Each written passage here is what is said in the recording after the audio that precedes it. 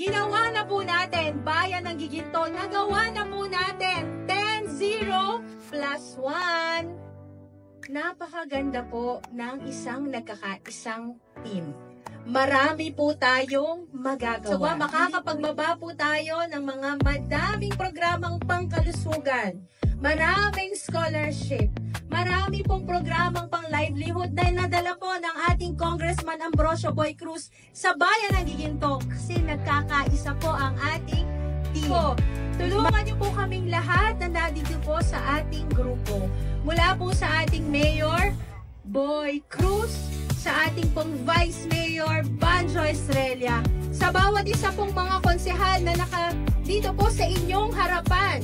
Kilala nyo na po silang lahat. Subok nyo na ang kanilang serbisyo. Alam lang po, magkakasama-sama po kami. Pakiusap, bitbitin nyo na po kaming lahat.